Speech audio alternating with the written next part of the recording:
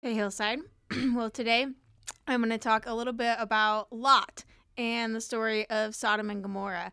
And in Genesis chapter 19 is when we see God send angels down to Sodom and Gomorrah, and they go to Lot, and they're staying with Lot, and who's Abraham's nephew, if you're unfamiliar. So that's why God was with him and protecting him because of his covenant and commitment to Abraham and his love for Abraham. So they go to Lot, and after the crazy events and they see how far gone the people are there, they tell Lot, right? Okay, we have to destroy this place. We're going to destroy this place. But they warn Lot, take all your family, your sons-in-law, sons, daughters, everybody, your wife, get them out, right?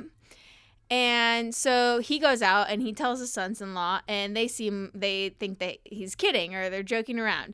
And so the next morning, they're still there, the family's still there, and the angels go up to Lot and they're like, "What are you doing? Why are you still here? Get out of here. We're about to destroy it." And then in verse 16 it says, "But he lingered." And so then he's still lingering, right? And they've warned him now twice. So we're about to destroy this place. Do you not understand? And he's lingering. And so then they take them and they force them. They just seize them, take them, and put them outside the city. Then they tell him where to flee.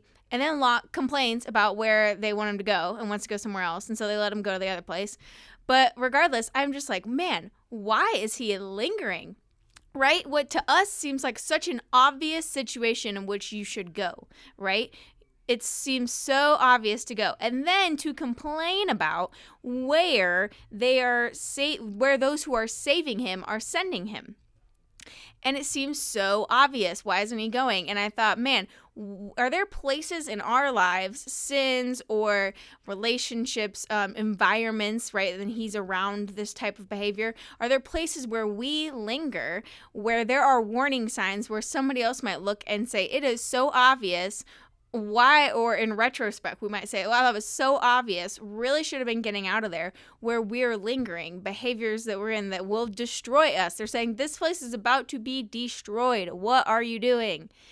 And so that's, I guess, my challenge for you and challenge for me to think about today is, are we lingering with certain people in certain environments, in certain behaviors, etc.? And is it that hard to make a change or to leave the familiar that's going to be, it's going to be such a great and eternal benefit to get out, and it's going to be life-saving to get out of it. But is it that hard to leave the familiar?